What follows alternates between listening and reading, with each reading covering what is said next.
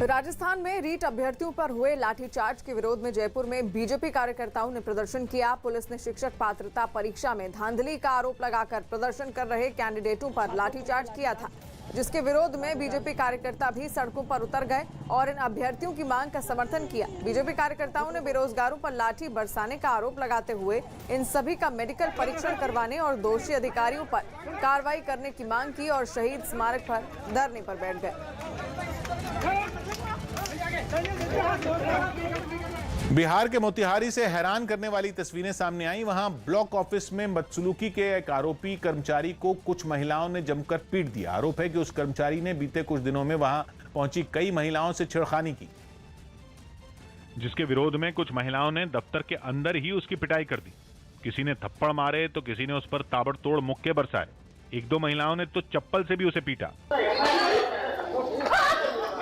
उनके गुस्से को देखकर आरोपी अपने दफ्तर से बाहर की ओर भागा, जिसके बाद महिलाएं भी उसके पीछे दौड़ पड़ी और उसे पकड़कर एक बार फिर उसकी खूब पिटाई की।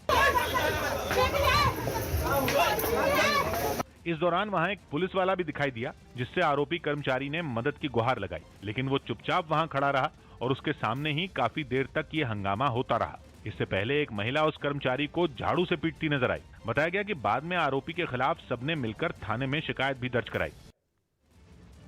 प्रधानमंत्री नरेंद्र मोदी आज स्वच्छ भारत मिशन और अमृत अभियान के दूसरे चरण की शुरुआत करेंगे। स्वच्छता अभियान के पहले चरण की कामयाबी के बाद उसे बनाए रखने और नए मकाम तक पहुंचाने के लिए पीएम मोदी की पहल पर तैयारी की गई है। इस अभियान के तहत अगले 5 वर्षों के अंदर शहरों से निकलने वाले कचरे का वैज्ञानिक प्रबंधन किया जाएगा, जिससे शहरों में कूड़े के पहाड़ बनने की नौबत नहीं आएगी। इसी तरह देश के सभी शहरों में हर घर को नल के कनेक्शन से जोड़ा जाएगा। साथ ही शहरों के सीवेज के पानी को साफ कर दोबारा इस्तेमाल के लायक बनाया जाएगा। उत्तराखंड के चमोली से एक चौंकाने वाली तस्वीर सामने आई, जहां पहाड़ का बड़ा सा हिस्सा टूटकर सड़क पर गिर गया। घटना वाली जगह से थोड़ी दूरी पर खड़े कुछ लोगों ने इस घटना का वीडियो अपने मोबाइल में रिकॉर्ड किया, जिसमें पहाड़ से पत्थर और मिट्टी गिरती नजर आई। थोड़ी ही देर में पहाड़ का बड़ा सा हिस्सा भी टूटकर नीचे गिर गया। इतनी भारी तादाद में मलबा गिरने से सड़क पूरी तरह बंद हो गई। जिस जगह से पहाड़ टूटा वहां से काफी देर तक बड़े बड़े पत्थर गिरते रहे। ऐसी ही एक तस्वीर बद्रीनाथ हाईवे से भी सामने आई। वहां भी पहाड़ खिसकने की वजह से रास्ता पूरी तरह बंद हो गया। बताया गया कि बद्रीनाथ हाईवे बंद होने की खबर मिलते ही प्रशासन ने तुरंत उसे खोलने का काम शुरू कर दिया। मुंबई के सोनीपत बापट मार्ग के फिनिक्स मिल पर हुआ हादसा सीसीटीवी कैमरे में रिकॉर्ड हो गया। इसमें दिखाई दिया कि एक गाड़ी वाला यू टर्न ले रहा था और एक 2 व्हीलर वाला उसको बचाने के चक्कर में दूसरी पटरी पर गया, जहां सामने से आ रही बाइक के साथ उसकी भिड़ंत हो गई। हादसे में घायल दोनों लोग अस्पताल में भर्ती कराए गए हैं। उत्तर प्रदेश के चंदौली में एक बीजेपी नेता को सब इंस्पेक्टर से बदसलूकी करना महंगा पड़ गया। थाने में पुलिस वालों को धमकाने के आरोप में उसे गिरफ्तार कर लिया गया। दावा किया गया कि बीजेपी के एक नेता की 2 दिन पहले पिटाई हुई थी, जिसके विरोध में कुछ लोग थाने में प्रदर्शन करने जुटे और इसी दौरान एक शख्स बातचीत के बीच खड़ा हुआ और उसने थाने में मौजूद एसआई यानी सब इंस्पेक्टर को धमकाना शुरू कर दिया। उसने आगे आकर पुलिस वाले के कंधे पर हाथ मारा और जान से मारने की धमकी भी दी। जैसे ही वीडियो वायरल हुआ, पुलिस वाले की शिकायत पर आरोपी को गिरफ्तार कर लिया गया। अभियुक्त को गिरफ्तार कर लिया गया है और अग्रिम विधिक कार्रवाई की जा रही है। हालांकि इस दौरान वहां कई और लोग भी मौजूद दिखे, जिन्होंने आरोपी को रोकने की कोशिश की, लेकिन उसने किसी की नहीं सुनी।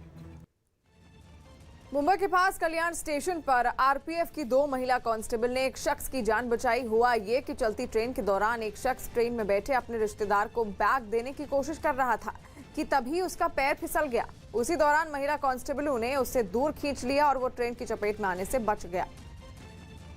तस्वीरें भी आप देख रहे हैं, महाराष्ट्र के कल्याण की ये तस्वीरें हैं। किस तरीके से 2 महिला कांस्टेबल एक शख्स को बचाती हुई नजर आ रही हैं दौड़कर। तस्वीरों के जरिए आप अंदाजा लगा सकते हैं कि उस वक्त क्या स्थिति रही होगी। चलती ट्रेन से एक शख्स ने इस शख्स को बैग पास करने की कोशिश की और तभी वो ट्रेन की चपेट में आने से बच गया। पश्चिम बंगाल के आसनसोल में बीते 2 दिन से हो रही बारिश लोगों के लिए आफत बन गई। आसमान से बरस रही इस मुसीबत की वजह से गारुई और नुनिया नदी आफान पर आ गई। और उन नदियों का पानी वहां के कई इलाकों में जा घुसा, जिसने वहां रहने वाले लोगों की परेशानी इस कदर बढ़ा दी कि वो घर और बाहर हर जगह सिर्फ इस मुसीबत से छुटकारा पाने के तरीके ढूंढने लगे। वहां के एक इलाके से जो तस्वीरें सामने आई, उनमें सड़क पर पानी ऐसे बहता दिखा जैसे कोई नदी हो।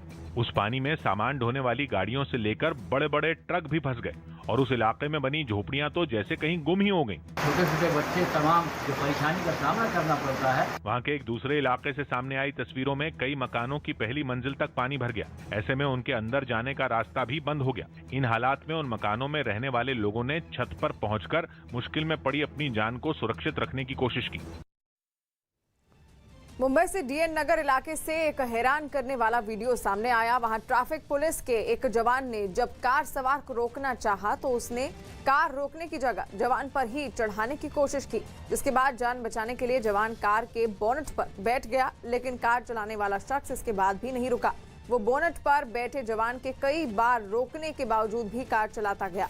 हालांकि पुलिस ने दावा किया कि गाड़ी का नंबर नोट करने के बाद आरोपी की तलाश तेज कर दी गई है।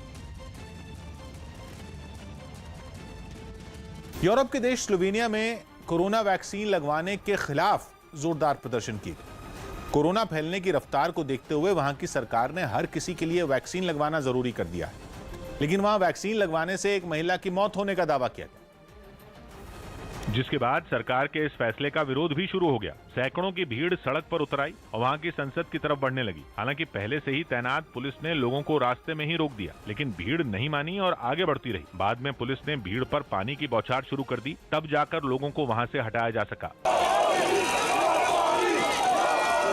इससे पहले इन लोगों ने मार्च निकाला और सरकार से वैक्सीन पर नियम बदलने की मांग की। If we don't stand up for ourselves, for mankind, then we are done. लेकिन बाद में ये लोग चेतावनी के बावजूद आगे बढ़ने लगे, जिसके बाद पुलिस को भी मोर्चा संभालना पड़ा। इटली के मिलान शहर में पुलिस और प्रदर्शनकारियों के बीच जोरदार झड़प हो गई। असल में वहां एक क्लाइमेट समिट होनी है, जिसमें इटली के प्रधानमंत्री भी शामिल होंगे, लेकिन उसके विरोध में पर्यावरण के लिए काम करने वाले लोग सड़क पर जमा हो गए। पुलिस ने उन्हें हटाया तो मामला गर्म हो गया और बात हाथापाई तक पहुंच गई। प्रदर्शनकारी पुलिस से भिड़े तो पुलिस ने उन पर डंडे चला दिए, लेकिन फिर भी लोग पीछे नहीं हटे। वो पुलिस से दो हाथ करने पर उतारू दिखे, जिसके बाद पुलिस वालों ने उन पर अपनी शील्ड ही मारनी शुरू कर दी। बंगाल के भवानीपुर में उपचुनाव के दौरान हिंसा हो गई। बंगाल में विधानसभा चुनाव के दौरान भी खूब हिंसा हुई। भवानीपुर में बीजेपी और टीएमसी की सीधी टक्कर है। उनके समर्थक पोलिंग बूथों के बाहर दिन भर डटे रहे, लेकिन एक बूथ पर दोनों पक्षों की झड़प हो गई। बीजेपी और टीएमसी के कार्यकर्ता अपनी सियासी लड़ाई सड़क पर लड़ने लगे और बारिश के बीच एक दूसरे से भिड़ गए, जिसके बाद पुलिस ने उन्हें किसी तरह संभाला और एक पक्ष के लोगों को वहां से ले गई। कहा जा रहा है कि ये झगड़ा बीजेपी नेता कल्याण चौबे की गाड़ी पर हमले की वजह से हुआ। उनकी गाड़ी की खिड़कियां टूटी दिखी और उन्होंने आरोप लगाया कि कुछ लोगों ने अचानक ही हमला किया। 5-6 बाइक में 8, 10, 12 लड़के आए, गाड़ी पे अटैक किया, मुझ पर अटैक किया। इससे पहले बीजेपी प्रत्याशी प्रियंका टिब्रेवाल ने आरोप लगाया कि भवानीपुर में फर्जी मतदान करवाया गया। बच्चों को, कॉलेज के बच्चों को इनको ये पकड़ा दे रहे हैं। जो बच्चे देखने में अच्छे परिवार से लगते हैं उनको ये पकड़ा दे रहे हैं कि जाओ वोट दे करके आओ। लेकिन टीएमसी ने इन आरोपों को हवा हवाई बोल दिया। नाचते ना जानले उठान बेका जाने हारबे, ताई आगे থেকে ওর বেসটা তৈরি করে রাখে। भवानीपुर में ममता बनर्जी की टक्कर बीजेपी की प्रियंका टिब्रेवाल से है और शाम 5 बजे तक वहां 50% से ज्यादा वोट डाले गए। भवानीपुर की लड़ाई बहुत खास है क्योंकि वहां जीत हार का फैसला ममता बनर्जी की किस्मत का फैसला करेगा। ममता भवानीपुर से वोटर भी हैं और वो वहां वोट डालने पहुंची। वोट डालकर निकलने के बाद पोलिंग बूथ के बाहर रुकी। गाड़ी का दरवाजा खोलकर ममता खड़ी हुई और उन्होंने लोगों का अभिवादन किया। अभी मतदान के केंद्र के अंदर गई हैं वोट डालने के लिए। ममता बनर्जी वोट डालकर आ गई हैं। आप देख सकते हैं ममता बनर्जी वहां पर मतदान केंद्र से बाहर निकल चुकी हैं। ममता के भतीजे अभिषेक बनर्जी ने भी भवानीपुर में वोट डाला। भवानीपुर समेत पश्चिम बंगाल की 3 सीटों पर उपचुनाव हुए। मुर्शिदाबाद जिले की शमशेरगंज और जहांगीरपुर सीट पर भी वोट डाले गए। सूरत से एक दिल दहला देने वाली खबर सामने आई है। वहां एक रिहायशी इलाके में 8वीं मंजिल पर खेल रहा बच्चा अचानक बिल्डिंग से नीचे गिर गया। इस हादसे की सीसीटीवी तस्वीरें भी सामने आई हैं, जिसमें बच्ची खेलता हुआ दिखाई दिया और धीरे धीरे वो रेलिंग की तरफ बढ़ गया। कुछ ही देर तक वो वहीं खेलता रहा और अचानक से रेलिंग में फंस गया और नीचे जा गिरा। इस हादसे में 2 साल के बच्चे की मौत हो गई है।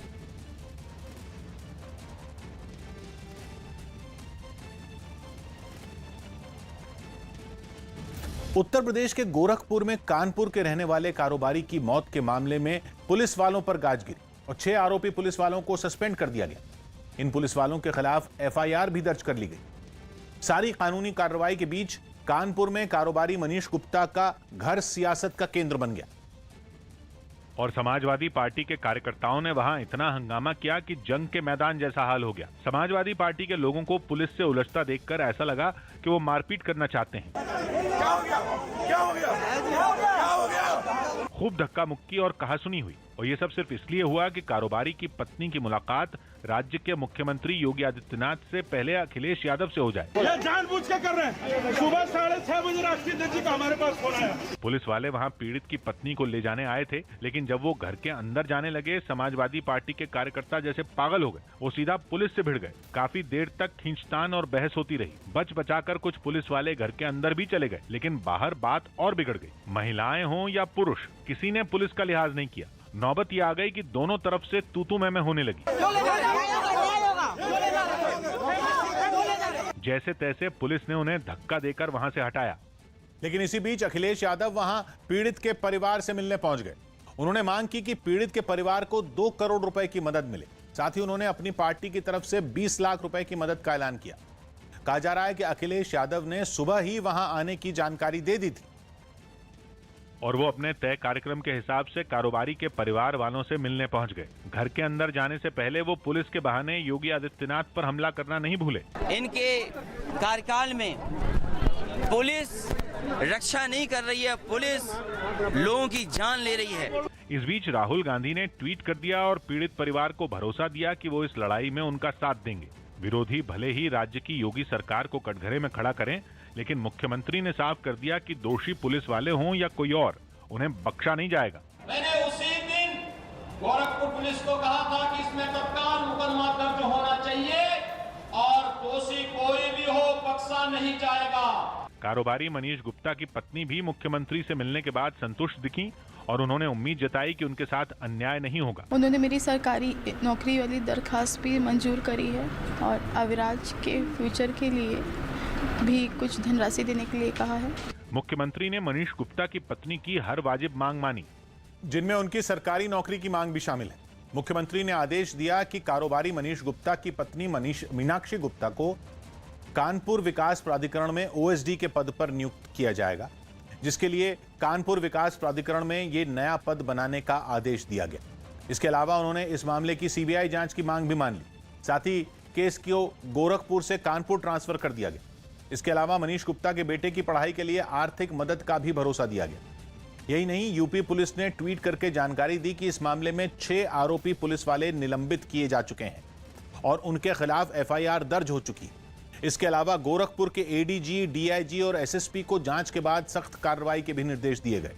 इससे पहले एक वीडियो वायरल हुआ और दावा किया गया कि ये वीडियो कानपुर के कारोबारी की मौत से जुड़ा हुआ है। कहा जा रहा है कि वीडियो में दिख रहे 2 अधिकारी गोरखपुर के कलेक्टर और एसएसपी हैं, जिन पर पीड़ित के परिवार पर केस न दर्ज करने के लिए दबाव बनाने का आरोप लगा। वीडियो में ये लोग ये बात खुद कहते दिखे। होने के बाद आपको अंदाजा नहीं है, मुझे पता नहीं कि आपको कभी पता नहीं, सालों तक कोर्ट में ये है कि जिसके बाद पीड़ित परिवार के लोगों ने 2 टूक कहा कि वो उनकी बात नहीं मानेंगे। उनको पूरी तरीके से नौकरी से हटाइए, मुझे या तो मुझे जान के बदले जान चाहिए। आरोप है कि गोरखपुर पुलिस ने इस मामले में केस दर्ज करने में आनाकानी की, जबकि पीड़ित का परिवार ये आरोप लगाता रहा कि कानपुर से आए मनीष गुप्ता को होटल में पुलिस वालों ने इतना मारा कि उनकी जान चली गई। कहा जा रहा है कि पुलिस उस होटल में चेकिंग करने पहुंची थी और जब उसने मनीष से पहचान पत्र मांगा तो थोड़ी कहासुनी हो गई, जिसके बाद पुलिस वाले भड़क गए और उन्होंने मनीष गुप्ता को पीट दिया, जिसकी वजह से उन्हें गंभीर चोटें आईं और अस्पताल में इलाज के दौरान उन्होंने दम तोड़ दिया। खबर है कि पोस्टमार्टम रिपोर्ट में भी कारोबारी के शरीर पर गंभीर चोट मिलने की पुष्टि हुई। पता चला कि पोस्टमार्टम रिपोर्ट में बताया गया कि मनीष गुप्ता के पूरे शरीर पर चोट के निशान मिले, खासकर कोहनी, सिर और मांसपेशियों में गहरे जख्म दिखे। पोस्टमार्टम एक पैनल ऑफ डॉक्टर्स के द्वारा कराया गया, उसकी वीडियोग्राफी भी कराई गई और जब मृतक के परिजन वहां पहुंचे हैं, उन्होंने जो भी लिख के दिया वही एफआईआर दर्ज की गई। मध्य प्रदेश के बैतूल से कुछ हैरान करने वाली तस्वीरें सामने आई हैं, जहां यूथ कांग्रेस के कार्यकर्ताओं ने सड़क के गड्ढों में पौधे लगाए। प्रदर्शनकारियों ने आरोप लगाया कि राज्य सरकार से गुहार लगाने के बाद भी इलाके की सड़कों पर ध्यान नहीं दिया गया। इसलिए यूथ कांग्रेस के कुछ कार्यकर्ताओं ने राज्य सरकार के खिलाफ विरोध जताने के लिए सड़कों पर बने गड्ढों में पौधे लगाए। पौधों को लगाने के लिए बाल्टियों में भरकर मिट्टी भी लाई गई। एक एक कर प्रदर्शनकारियों ने सड़क के बीचों बीच बने कई गड्ढों में पौधे लगाए। बताया गया कि बैतूल की जिस सड़क पर पौधे लगाए गए, वहां गड्ढों की वजह से कई हादसे हो चुके हैं। सड़क के गड्ढे भरना होगा। कांग्रेस ने सड़कों की खराब हालत के लिए जिला प्रशासन और राज्य सरकार को जिम्मेदार ठहराया। मुंबई के माटुंगा इलाके से हैरान करने वाली कुछ तस्वीरें सामने आई। वहां बीच सड़क पर एक बीएमसी मार्शल की कुछ लोगों ने जमकर पिटाई कर दी। शहर के नगर निगम बीएमसी ने मास्क पहनने के नियम का पालन करवाने के लिए कई इलाकों में मार्शल तैनात किए गए। बताया गया कि इस मार्शल ने भी एक महिला से मास्क नहीं पहनने पर जुर्माना मांगा, जिसके बाद कुछ लोगों ने उस बीएमसी मार्शल पर ऐसे हमला बोला जैसे उसने कोई गुनाह कर दिया हो। इस घटना की जो तस्वीरें सामने आई, उनमें हेलमेट पहने एक आदमी ने बीएमसी मार्शल का हाथ पकड़ा, जिसके बाद वहां जुटी भीड़ उस पर टूट पड़ी। कोई हेलमेट से उसे पीटता दिखा तो किसी ने अपने हाथों को ही हथियार बना लिया। इससे पहले वो बीएमसी मार्शल भी एक आदमी से उलझता नजर आया। बताया गया कि इस हमले में उसे चोटें आईं और बाद में उसने शिवाजी पार्क थाने में कुछ लोगों के खिलाफ मामला दर्ज कराया। छत्तीसगढ़ के महासमुंद और बेमेतरा समेत कई जिलों में आंगनबाड़ी की कार्यकर्ताओं ने राज्य सरकार के खिलाफ प्रदर्शन किया है। राज्य सरकार पर वादा खिलाफी का आरोप लगाते हुए महासमुंद में आंगनबाड़ी की सैकड़ों कार्यकर्ता सड़कों पर उतरी और वहां डीएम दफ्तर का घेराव करने के लिए आगे बढ़ गई। डीएम दफ्तर की तरफ कूच करते वक्त प्रदर्शनकारियों ने जमकर नारेबाजी की।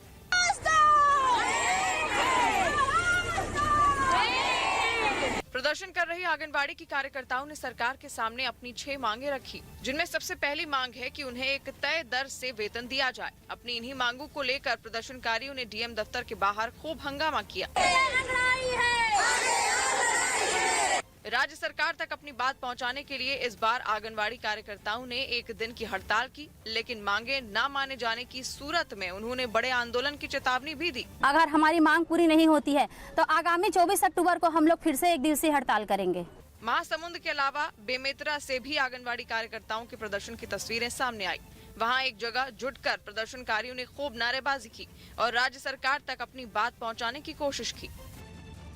अफगानिस्तान की राजधानी काबुल में पढ़ने लिखने का हक मांग रही महिलाओं का मुंह तालिबान ने गोली चलाकर बंद कर दिया। वहां महिलाओं का प्रदर्शन खत्म कराने के लिए तालिबान ने हवा में फायरिंग कर दी।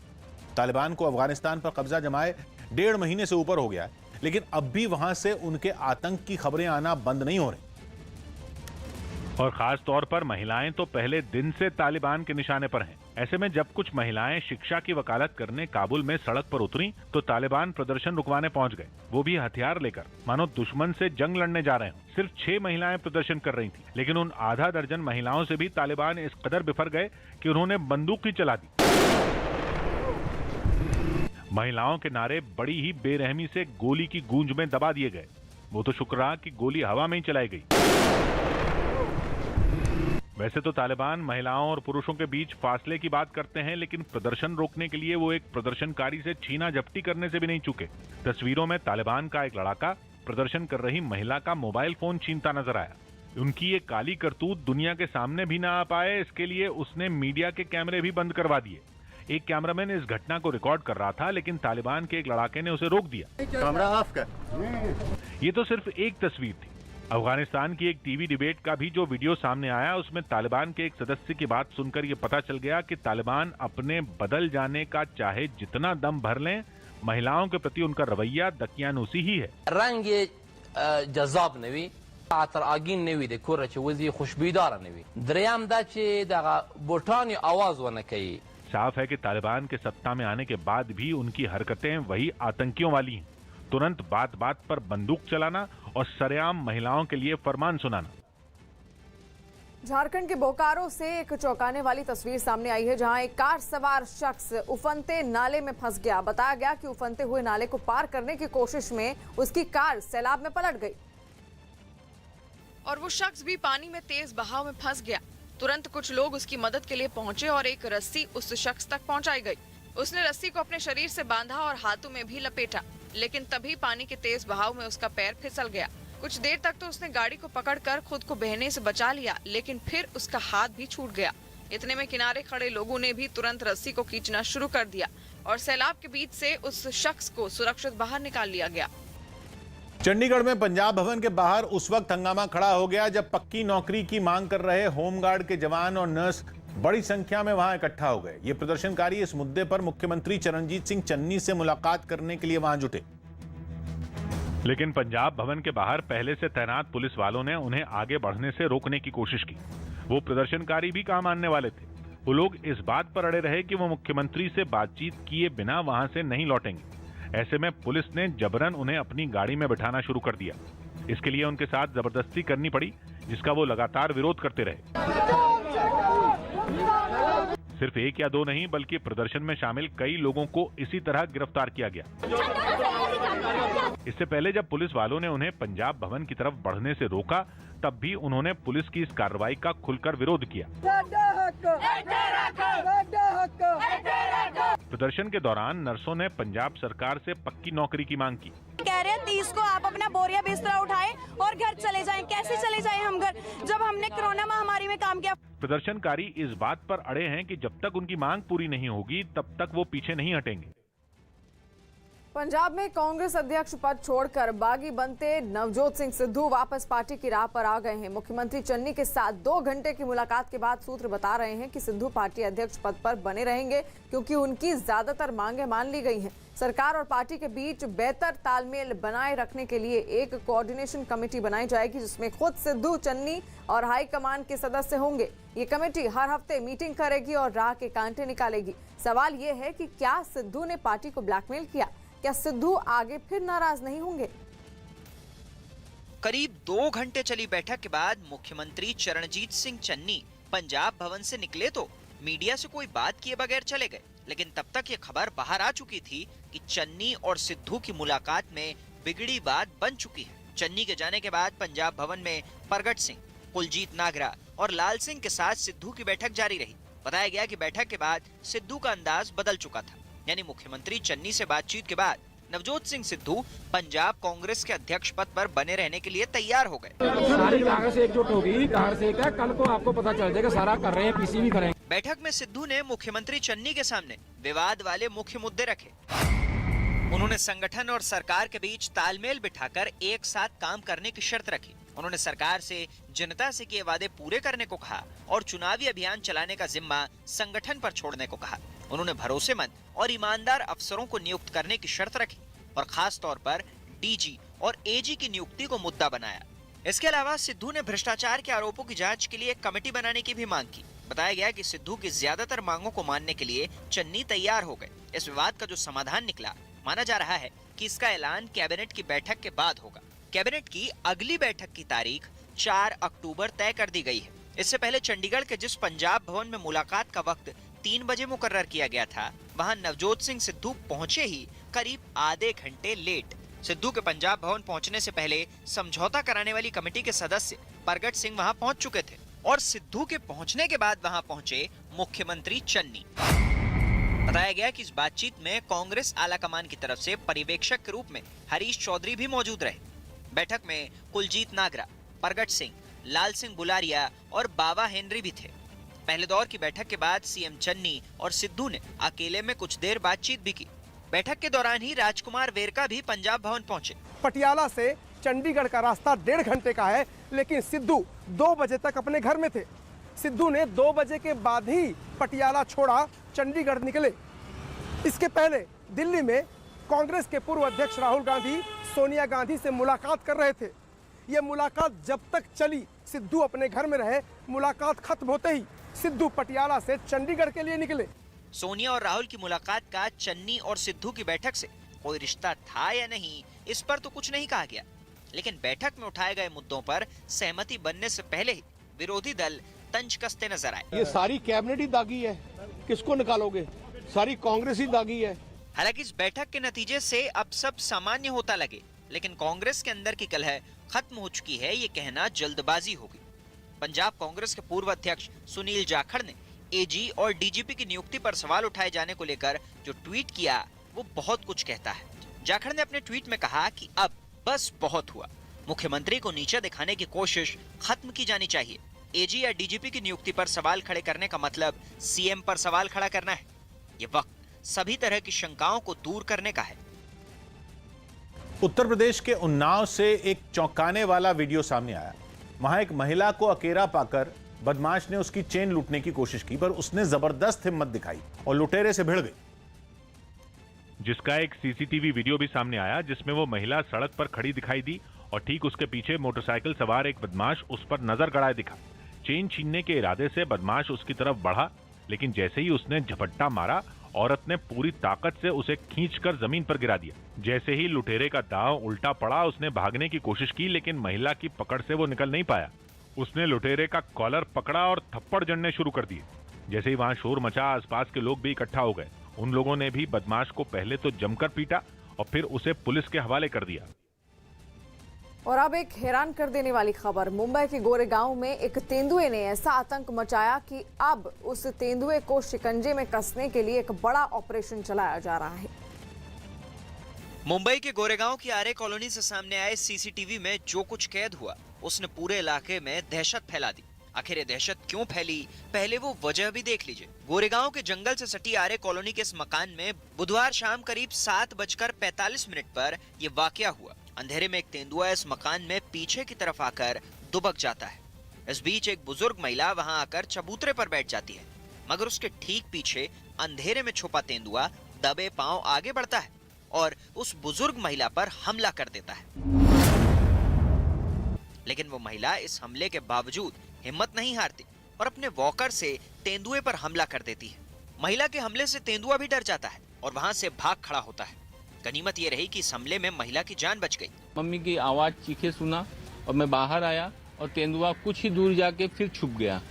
फिर हम टॉर्च के सहारे देखे तो तेंदुआ था वहाँ पे और फिर हम डंडे के सहारे उसके पीछे गए और उसको जंगलों में भाग गए।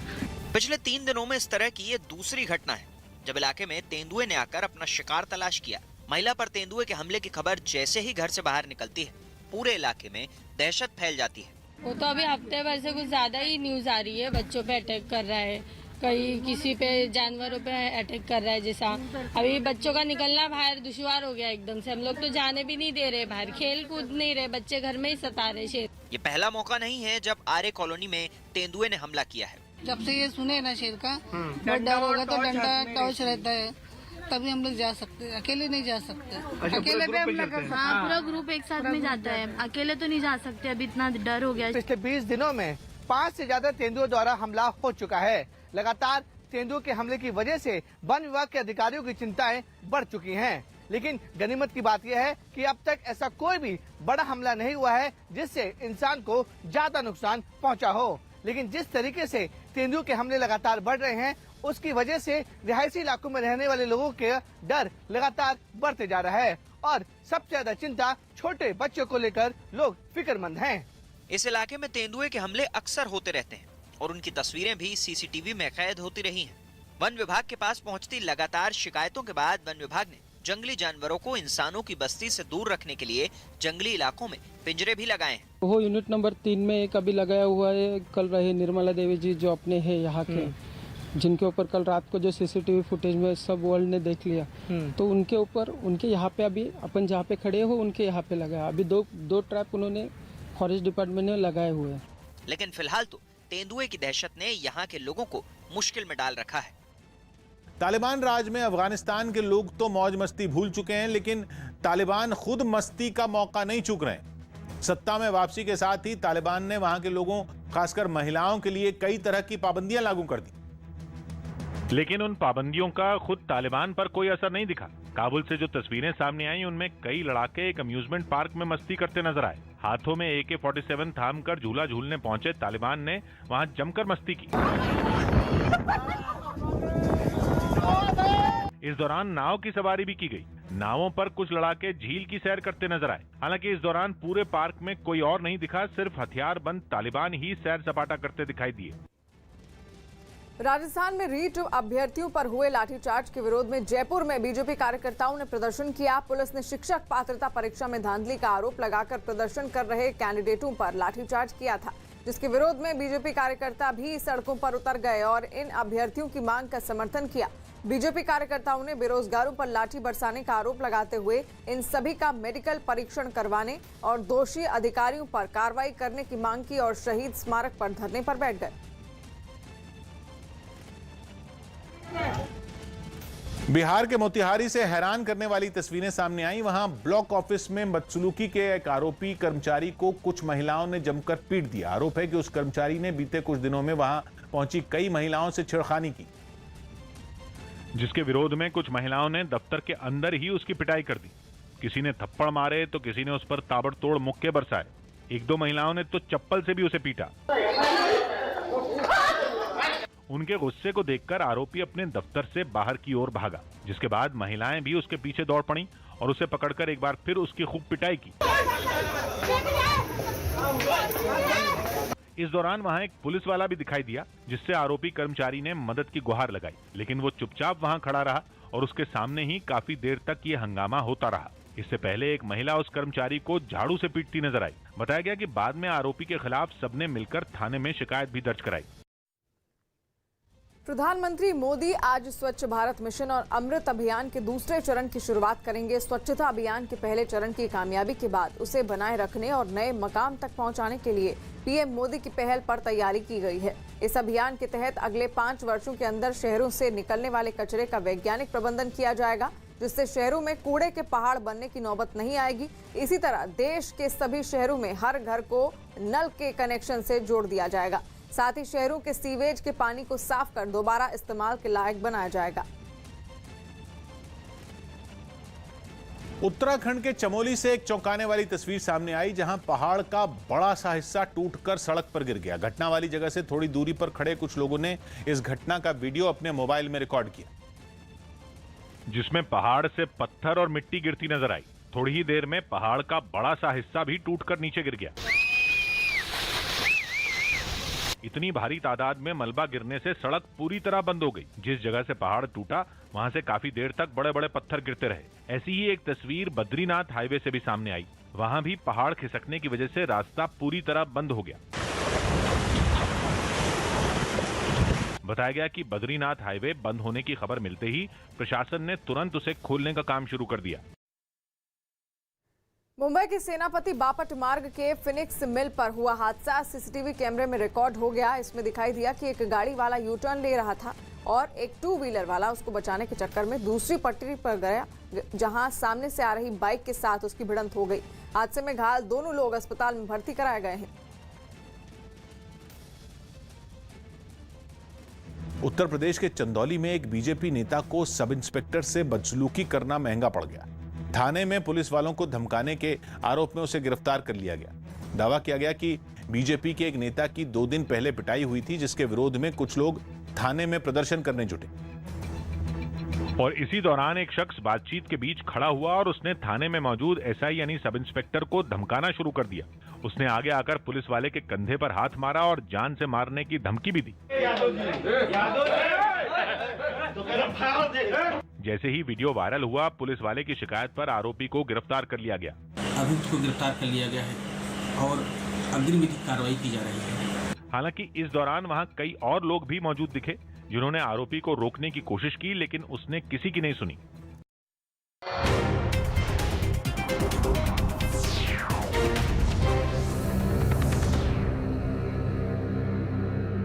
के अंबेडकर नगर में पुलिस ने एक चेन स्नैचर को गिरफ्तार कर लिया।